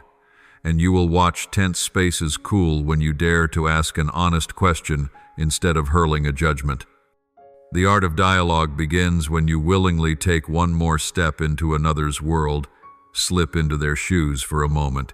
Listen closely to the beat of their heart before you answer. This is not compromise with error, but reverence for the dignity of the person standing before you. From that ground, you will learn how to say no and still be gentle, to set boundaries without raising barbed fences, to offer truth like a glass of cool water rather than a blade of cold steel. At the same time, you must cultivate the habit of speaking to yourself with kindness. Do not let a tyrant's voice, expert in humiliation, take up residence in your mind. For if storms rage within you, then no matter how lovely your lips pronounce words, others will still smell thunder.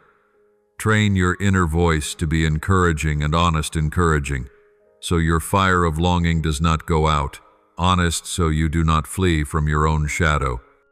The more you dare to face your shadow, the gentler you become with life. You learn that what is unsightly in you is not an enemy to be slain, but a part waiting to be held and taught. When that way of seeing takes root, your speech gains new hues. It knows how to apologize when you have caused pain, how to say thank you when someone points out a fault, how to acknowledge limits without feeling ashamed. To live this way, you will need discipline, a gentle yet steady discipline woven from small daily practices. Take a few minutes to breathe and rinse the noise from your mind. Write down 3 gratitudes to resist the habit of complaint place. 1 goodness-oriented question before every major decision, and finally review the words you spoke that day to see what they contributed to our common garden. Repeated, these simple acts become a path worn back to the center of your being, where you can hear the voice that guides you as clearly as a spring's running water. And right there at the center, every binding loosens on its own. You no longer need to prove yourself, to be accepted, to keep score, to feel enough to argue to the end, to feel you have won. You will learn to smile at difference, knowing the universe delights in diversity, so we might learn a wider love. You will learn to be patient with a beloved's slower rhythm, for true love always makes time. You will learn humility before those less fortunate or less learned, because one day you may need them to show you the way you yourself have misplaced. Your destiny, then, is no longer a straight line you must rush to finish, but a garden you tend, where every mishap is a plot of soil needing compost, every meeting a season of blossom with its own calendar, and every word you speak a stream of water that can quench thirst or wash things away, depending on how you pour. You will understand that the ultimate aim is not to become perfect according to someone else's mold, but to become faithful to your one-of-a-kind. Calling one person is born to heal with warm hands, another to light the path, with wisdom another to build with quiet dedication. Each carries a gift, and speech is the ribbon that ties that gift, sending it where it is needed in the most beautiful way. Do not be surprised if along the long road you grow utterly weary. Fatigue is the sign that you are truly walking, truly giving, truly loving. When you are spent, do not scold yourself. Rest your head upon my shoulder and breathe, and I will remind you that rivers return to the sea leaves, to the branch, and human beings to each other's kindness. From that resting place, you will rise again, lighter this time, because you have set down so many needless burdens, the urge to outdo the fear of being judged, the habit of imprisoning yourself in rigid musts and shoulds. Then the wonder will unfold. You speak without strain, you listen without defenses.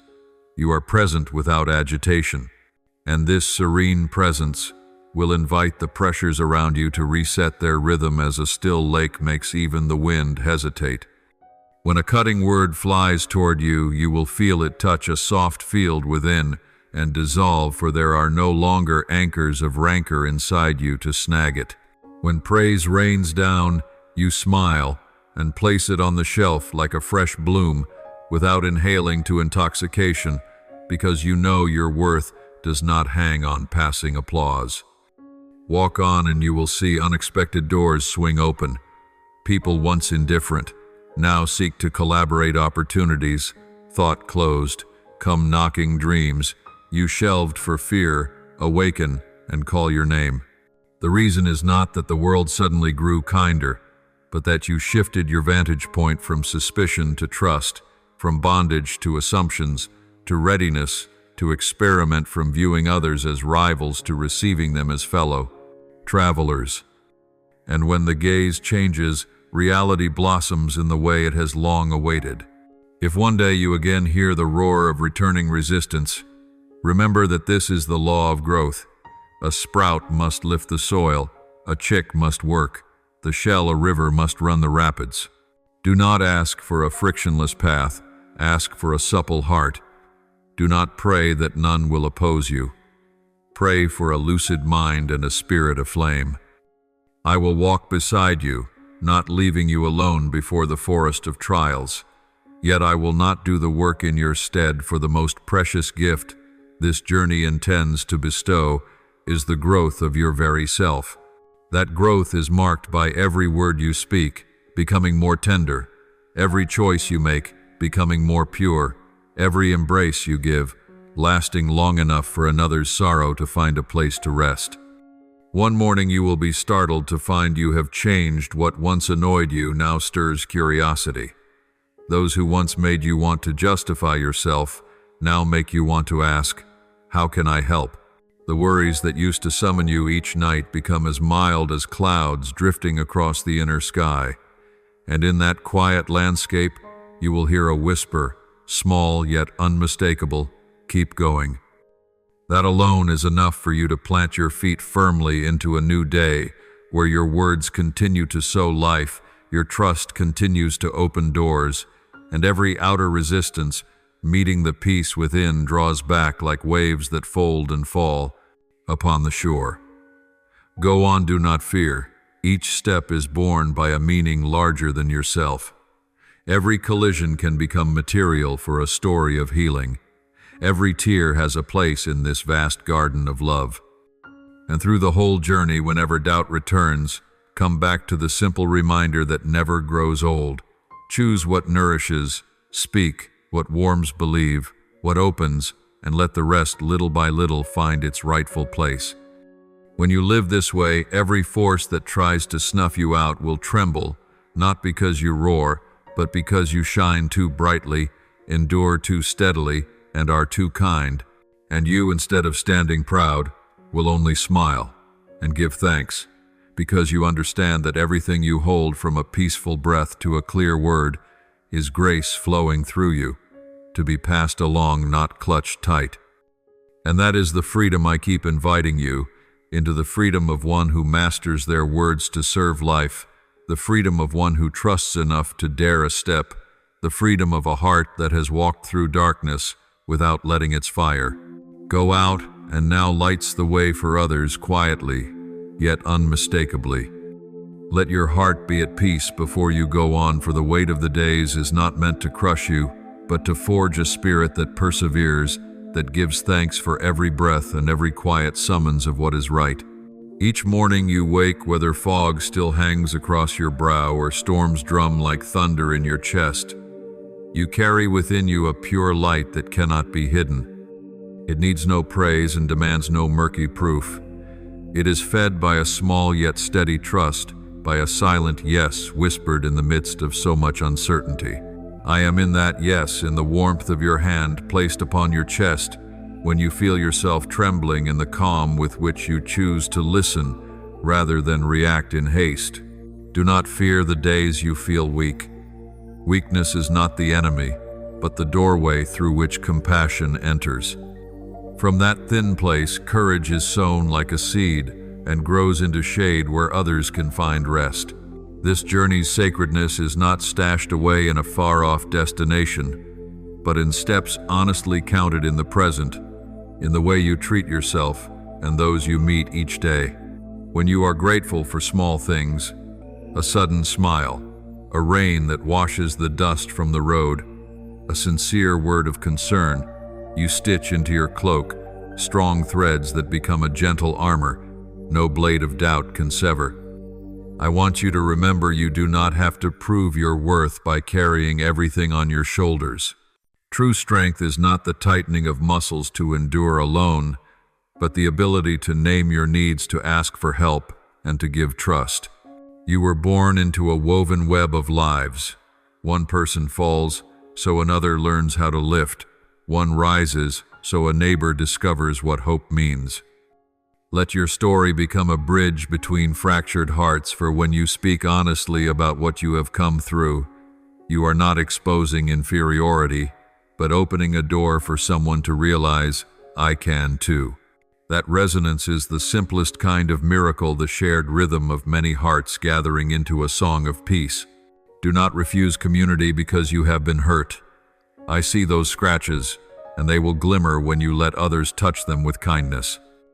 You may fear being misunderstood, judged, or rejected, but remember, even the sun sometimes slips behind clouds and does not lose its orbit. Be patient with yourself as you would with a seed. No one blames a seed for not blooming overnight. Tend, water, wait, and trust that in the dark soil something good is quietly putting down roots. When you stand confused at a crossroads, do not panic, grasping for every answer at once. I do not ask you to chase the noise of the world. I invite you to move slowly, choosing with the wisdom of one who knows each decision plants a seed in the future. Look, even the vast sea keeps to the rhythm of the tide, ebb and flow. Even the black of night carries a map of stars. Let stillness become your companion, for in the hush you will hear the whisper of intuition, the compass I placed within your heart. Each time you breathe deep, each time you speak a gentle word instead of a sharp one, each time you choose fairness, though it costs you now, you step into the pulse of your calling. That calling is not a glittering title hung upon a wall, but a way of life built of 1,000 tiny choices each day. Do not let comparison steal your peace. You need not become anyone's copy to be loved. You need only fulfill your part, the part no one but you can carry like a single note, without which the symphony would not be whole. There will be days when the sky feels stooped low, as if every bright path were locked by worry. Then speak to yourself as you would to a dear friend, I am tired, but I can still go. Place your hand over your heart and hear its loyal beat, a drum of old that keeps time for you, though you forget to thank it again and again.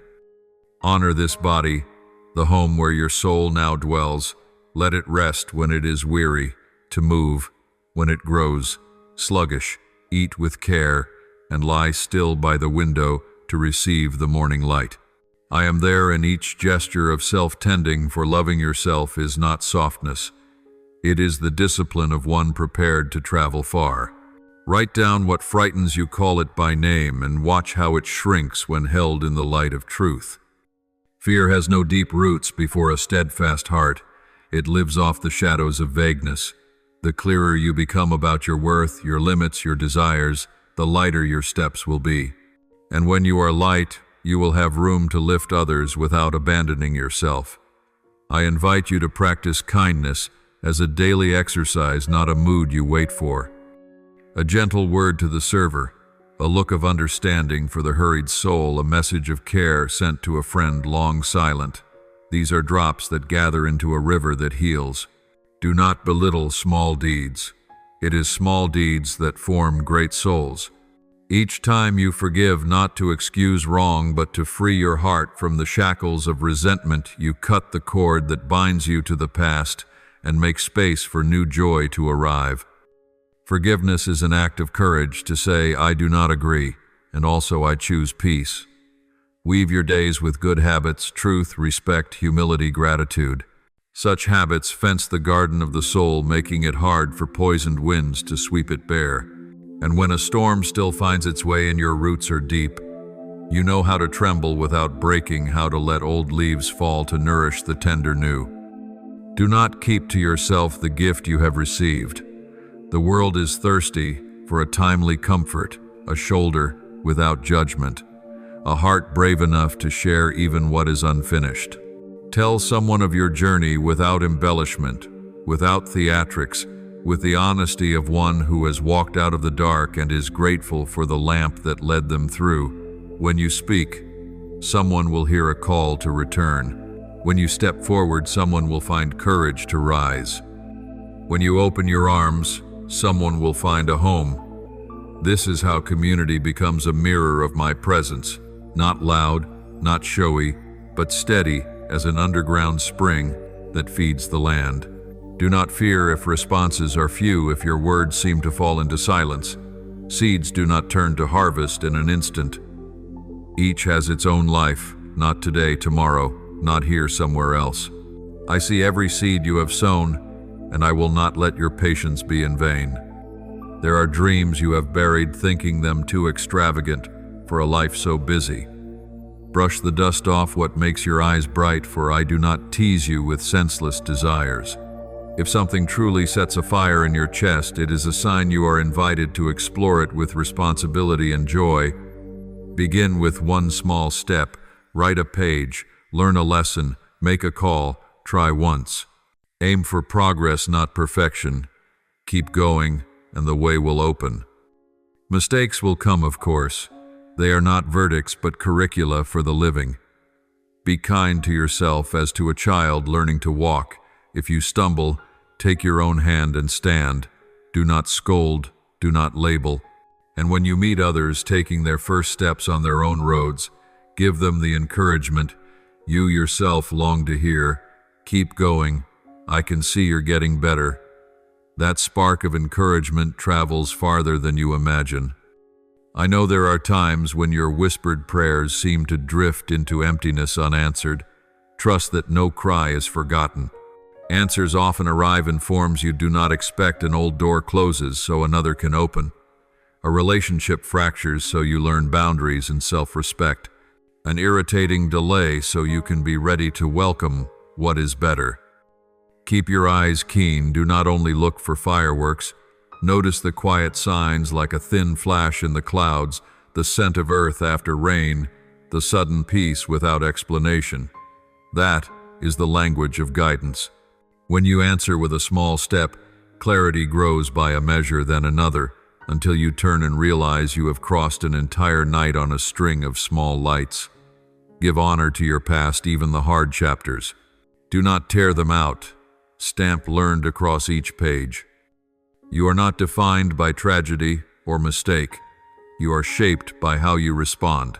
Every time you choose kindness over bitterness, you are rewriting the story in your lineage and leaving as your legacy a cleaner air for those who follow. Whether you are a parent, a sibling, a friend, a teacher, whatever role you take, you are influencing someone. Let people feel lighter, not heavier, after meeting you. Let them see in you a person not perfect, but trustworthy. One who speaks truth, keeps promises, owns their faults, and remembers to say thank you. Such consistency is a shield against slander and an anchor that keeps you from drifting on the waves of opinion. And when you are tired, learn to pause without giving up.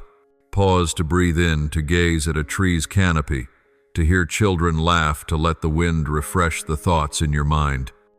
Then you will see strength has not abandoned you. It only needed to be recharged by ordinary life. Smile, even for the smallest reason.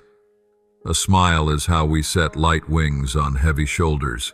Cry if you must. Tears are the stream that loosens the stones wedged in the chest. Embrace the ones you love.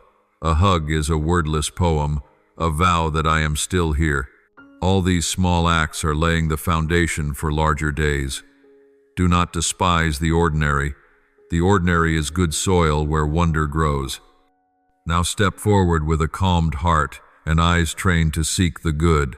Spread hope like one who sets a lamp on the windowsill, not forcing anyone to enter, but letting every passerby know there is still a home on this earth. Send a message to the despairing that night does not last forever. Tell the lost they are not broken, they only need a better map. Assure the burdened that rest is not failure.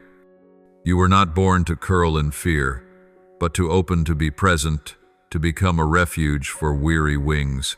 I am among you when you lift one another up, when one hand takes another, when a meal is shared, when a good deed is done without a photo for credit. I bow to every heart that does not give up, even if only a single spark remains. I do not leave the broken. Their cracks are where the light slips in the door through which the miraculous walks. So go live and love in ways that soften the earth and bring the sky near, and remember, you never have to be alone in any dark room. When you give what you have: presence, listening, patience, encouragement, you become living proof that hope endures, purpose is real, and love does not abandon the ones who fall behind. And at every step you take, I walk with you, not loud or showy, but steady as an underground spring feeding the meadow, so that when someone thirsts, you can bend to draw water, place it in their hands, and smile. We're all going to make it through. In this moment, let me open my heart and lift to the Holy One my truest prayer, like the soul's deep breath entering a haven of peace. Almighty God, I bare my heart before you as cracked, parched earth receiving a sudden rain. Please pour into me the wellspring of wisdom, so I may read the signs amid everyday chaos, discerning what to welcome and what to release. Enfold my family in your mercy. Heal the hairline fractures hidden within. Undo the careless judgments that have anchored themselves through the years. When fear and weariness press hard upon my shoulders, let me remember that you have stationed watchmen around my home, that the long night is but a temporary stage before the dawn. Make my heart tender, before truth steadfast, before temptation and strong in obedience. I trust that the enemy cannot cross the boundary of grace. You have drawn, and I choose to walk on in the peace no one can take away. Merciful Father, I place in your hands the tears, not yet dry, the hidden sighs, the broken plans I have not dared to name. Turn mourning into gladness, turn laments into dancing. Set within me a new heartbeat that resonates with truth and with love.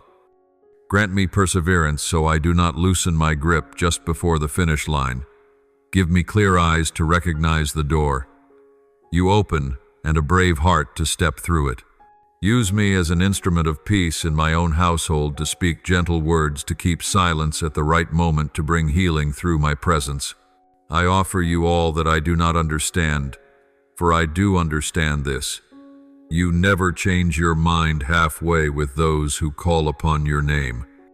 God of compassion, I thank you that you did not let me collapse right before the finish line, that you held my hand when my knuckles turned white. I give thanks for the peace that ran like an underground stream through days of drought, for your wisdom teaching me to say no to hollow glitter and yes to small, steady steps. I thank you that my household is covered, that angels encamp around us, that the boundary you have drawn cannot be erased. I thank you that every ordinary morning becomes a frame in which wonder comes to visit. Good Father, I bless you that you have turned my crying into dancing, my mourning into rejoicing, that places once strongholds of shame have become altars of gratitude. I thank you that you meet not only the needs of the moment, but also free me from invisible chains, fear, cruel words spoken over me, old repeating cycles. I thank you that you lead me slowly, yet surely, waiting for my roots to go deep before you spread my canopy wide. I thank you that your love does not change mid-course, nor do you withdraw your promise when I stumble. I offer this prayer in the holy name of Jesus Christ. Amen. Don't forget to subscribe and turn on notifications so that together we can build a strong and vibrant community of faith.